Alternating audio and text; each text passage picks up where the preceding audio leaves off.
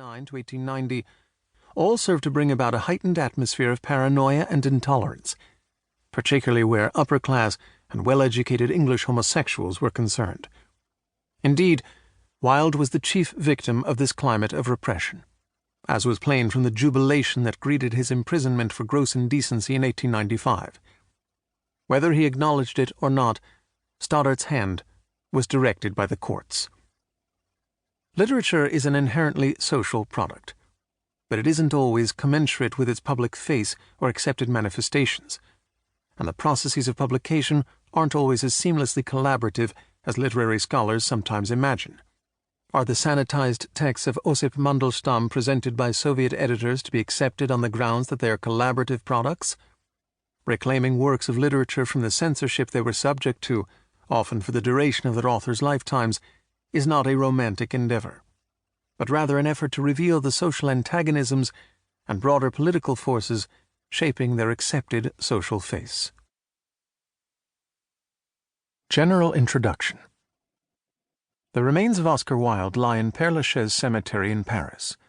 His sleek, modern tomb, designed by the British sculptor Jacob Epstein and commissioned by Wilde's lover and executor Robert Ross, is one of the most frequently visited and recognizable graves in a cemetery notable for the many famous writers, artists, and musicians buried there: Balzac, Chopin, Proust, Gertrude Stein, Jim Morrison. The surface of Epstein's massive monolith is covered with hundreds of lipstick kisses, some ancient and faded, others new and vibrant. The madness of kissing is what Wilde said Lord Alfred Douglas's red rose-leaf lips were made for. Some observers decry the presence of these marks on Wilde's tomb as a form of defacement or vandalism, rightly pointing out that the lipstick's high fat content does real and lasting damage to the monolith. But to the many men and women, gay and straight, who journey each year to the site, the kisses are a tribute to the famous playwright, novelist, and wit, sentenced in 1895 to 2 years in prison with hard labor after being convicted of gross indecency, whom they see as a martyr to Victorian sexual morality. 5 years before his death, Wilde went, almost overnight, from being one of Britain's most colorful and celebrated figures to its most notorious sexual criminal. When he died from cerebral meningitis in a seedy Parisian hotel room on November 30th, 1900, at the age of 46, he had been living in exile in France for over 3 years, broken in spirit and body, bankrupt, and ostracized from respectable British society.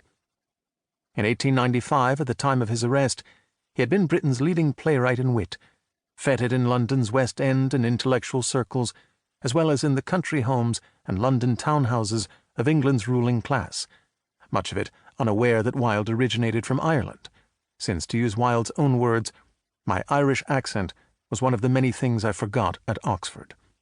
Even before his fame as a playwright and novelist, he had been the principal spokesman for the cult of aestheticism, or art for art's sake, which had swept much of England and America in the wake of Wilde's stunning arrival on the cultural scene in 1881.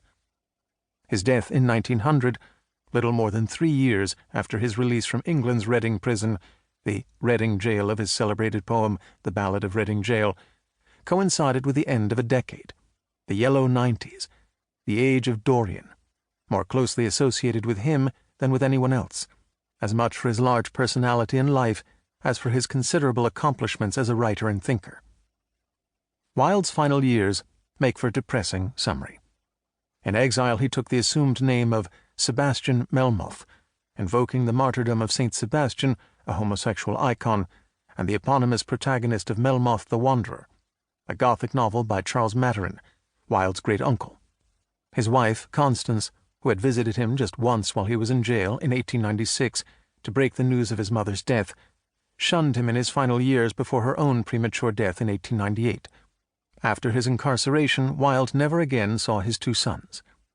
Like their mother, they had adopted the last name of Holland, and they were taught by Constance and her relatives to forget that we had ever borne the name of Wilde and never to mention it to anyone. 4 months after his release from prison, Wilde returned briefly to his lover Lord Alfred Douglas, who had barely escaped prosecution himself in 1895. Wilde was convinced that with Douglas he could find the happiness, love, and renewed creativity that he craved. But after a 2-month sojourn together in Naples, Douglas abandoned him.